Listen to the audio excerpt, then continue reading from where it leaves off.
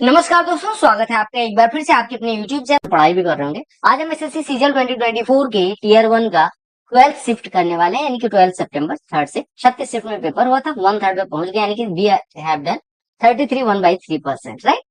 क्या कहा गया? त्रिभुज एबीडी और एफईसी में बीएडी जो कोण है वो 60 डिग्री का है। हमने कहा बीएडी कोण जो है वो 60 डिग्री का है, राइट। और कहा गया लंबाई of BD is equal to लंबाई ऑफ ईसी, बीडी की लंबाई ईसी की लंबाई के बराबर है। इट मीन्स कि बीडी और ईसी को अगर हम ए एज्यूम करें तो ये ए हो गया। ए बीडी और एफईसी कोण यानी कि ये वाला कोण और एफईसी कोण ये दोनों आपस में बराबर है। तो कहा गया बीएडी और एफसी की एरिया का रेशियो निकालना। बीएडी और एफसी की एरिया का रेशियो निकालना। देखो कैसे निकालेंगे। अगर सॉरी कोण बीएडी और कोण एफसी की एरिया का रेशियो निकालना। देखो सिंपल सी बात है, बीडी बराबर ईसी दिया गया।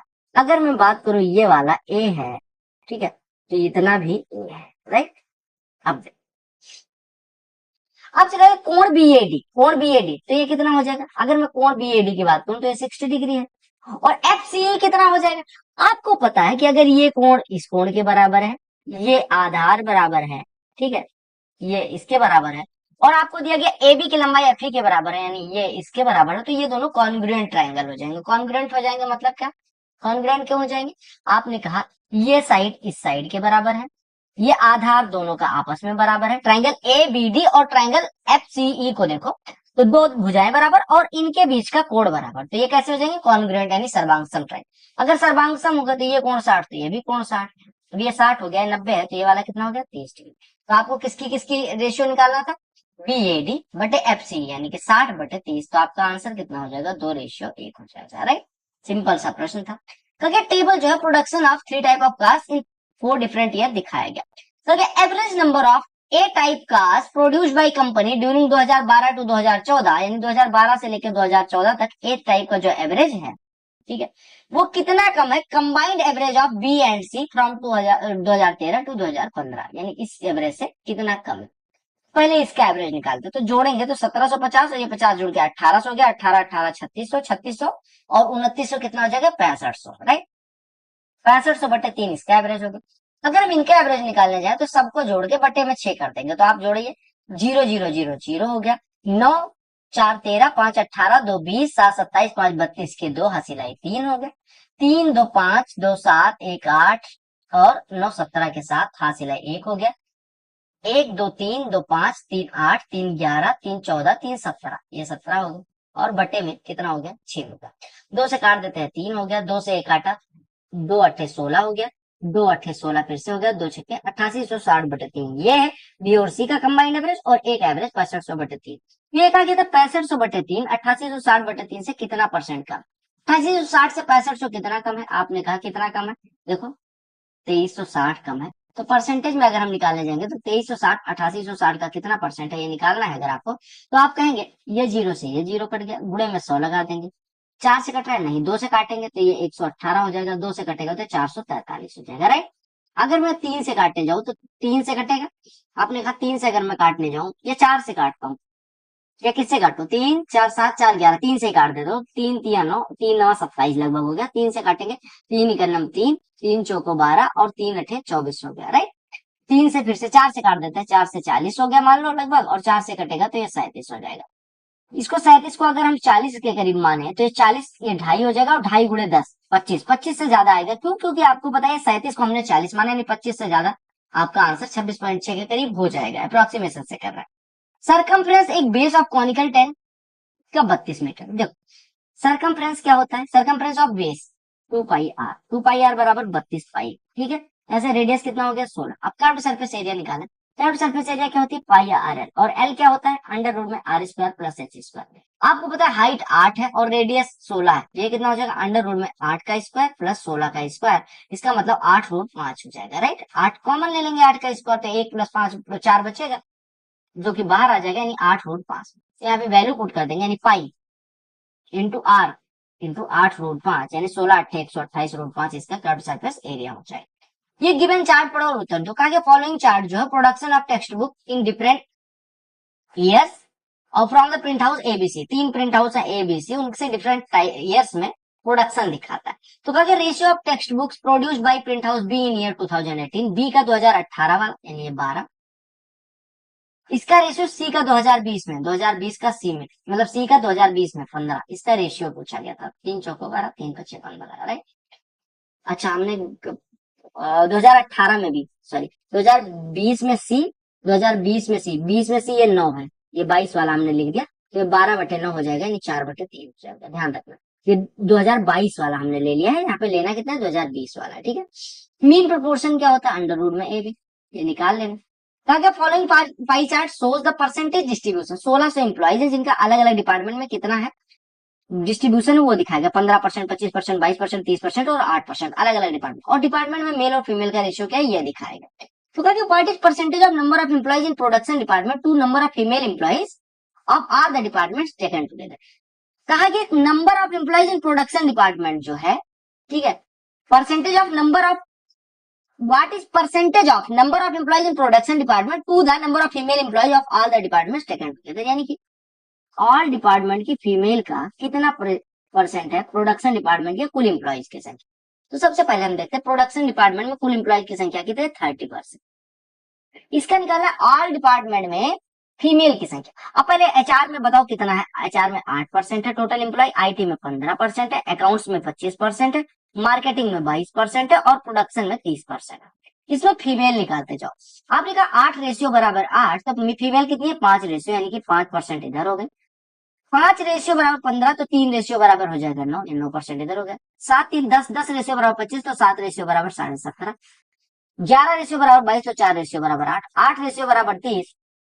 तो आपने कहा 3 रेशियो बराबर कितना हो जाएगा, 3/8 गुणे 30, यानी कि 3/4 गुणे 15, यानी कि 45/4, यानी कि 11.25%।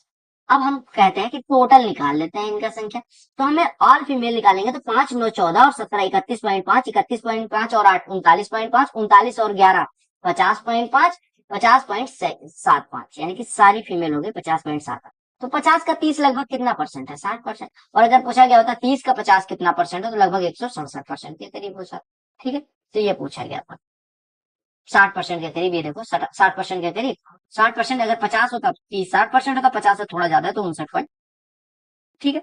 अगर 2010 में एक कंपनी का टोटल एक्सपेंडिचर को कैटेगराइज किया गया था डिफरेंट एक्सपेंस हेड में और परसेंटेज डिस्ट्रीब्यूशन उनका दिया गया, तो अगर total amount of expenditure of the company is इतना times of expenditure of R and, company का एक्सपेंडिचर जो है वो आर एंड डी के एक्सपेंडिचर का कितना, total amount of expenditure, total amount of expenditure of the company is कितना गुना that of expenditure of R and D. R and D पे कितना है, आर एंड डी पे कितना है, इतना 5।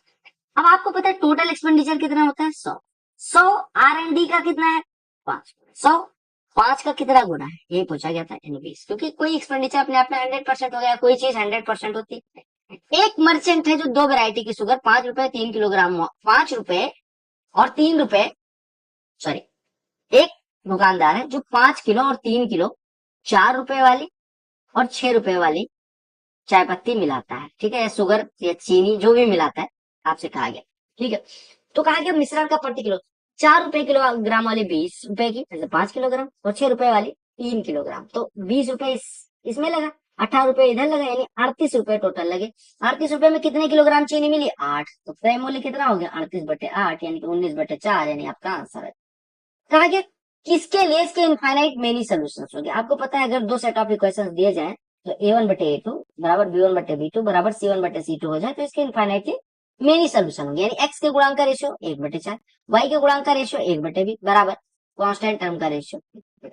तो आपने कहा 1/4 बराबर a/12, यानी a बराबर 3 हो गया, और यहाँ से b बराबर 4 हो गया।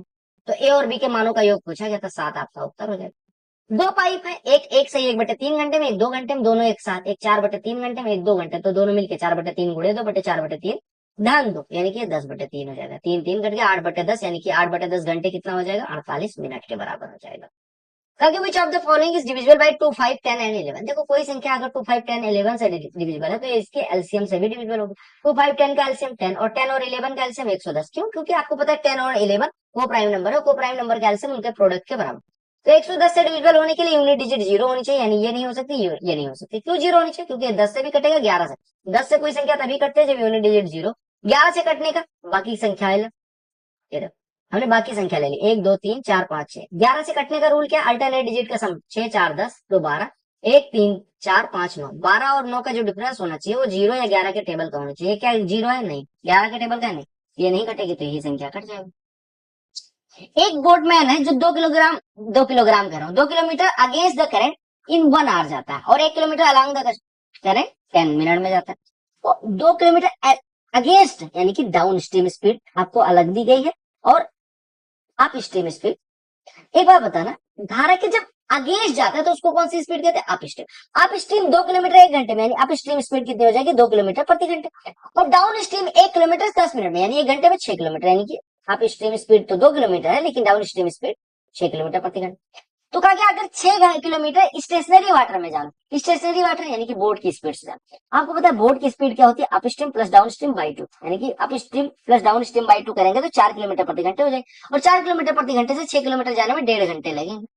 देखो tan a into tan b बराबर 1 कब होता है? tan a into tan b is equal to 1 कब होता है? जब a प्लस b बराबर 90 degree.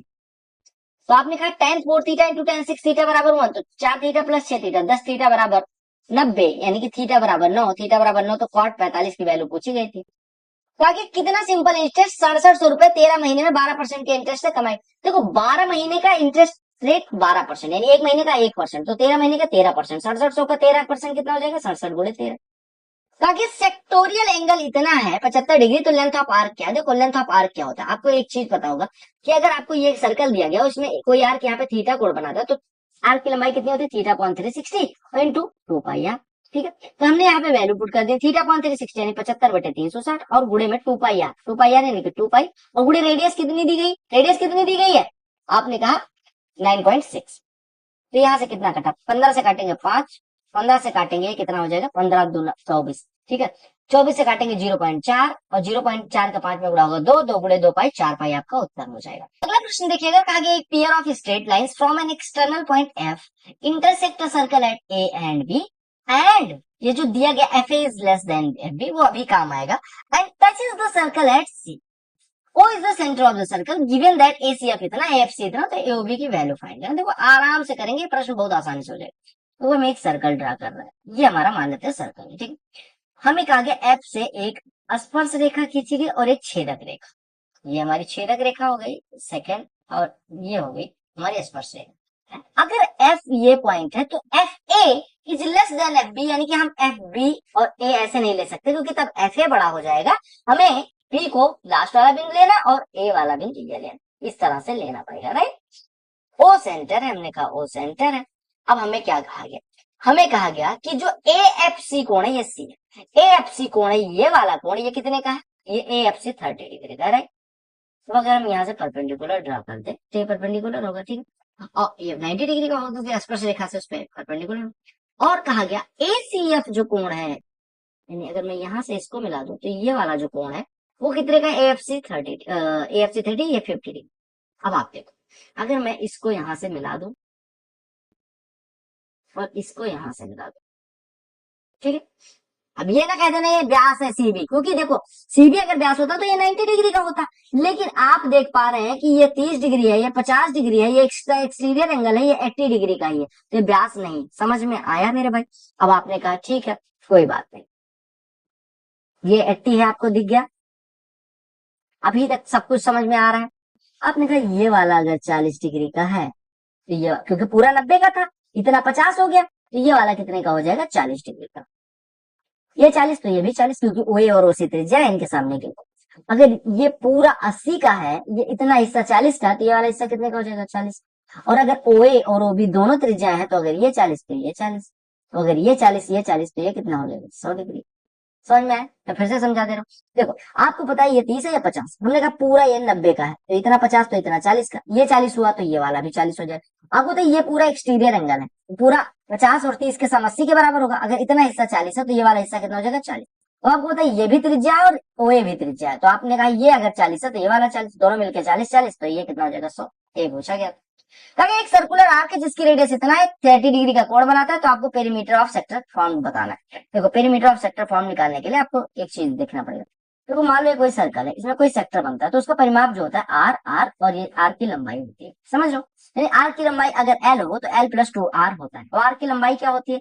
Theta upon 360 into 2 pi R. तो आपको दो चीजें करनी है, theta upon 360 into 2 pi R निकालना, और इसमें 2 आर जोड़ देंगे तो हमारा आर्क का क्या निकल आएगा, क्या निकल आएगा आपका आर्क, मतलब पेरीमीटर निकल जाएगा। अब देखो यहाँ पे रेडियस 12 दी गई, तो यहाँ पे थीटा बराबर 30 डिग्री, तो आपने कहा 30/360 यानी 1/12 गुणे 2 पाई आर, हमने कहा 2 पाई गुणे आर की वैल्यू 12 प्लस 2 आर 24, तो 12 कट गया, 2 पाई प्लस 24, पाई की वैल्यू 3.14 लेना है, तो 2 गुणे पाई 6.28 और प्लस 24 यानी कि 3.28 आपका आंसर आ जाएगा। एग्जैक्ट वैल्यू साइन 150 की बतानी, आपने कहा साइन 150 को लिख सकते हैं साइन 90 प्लस 60, ये कितना हो जाएगा कॉस 60, कॉस 60 की वैल्यू 1/2 होती है। डिफरेंस बिटवीन डिस्काउंट 25% और सक्सेसिव डिस्काउंट 15 और 20% का 28 का आपका अमाउंट आप भी, तो 15% और 20% का सक्सेसिव कितना हो जाएगा डिस्काउंट, 15 प्लस 20 माइनस 15 गुणे 20/100 यानी कि 27%। एक 27% है, एक 25%, डिफरेंस कितना है 2%, 2% बराबर 28, तो अच्छा ये डिस्काउंट निकालना था ना, 15% और 20%,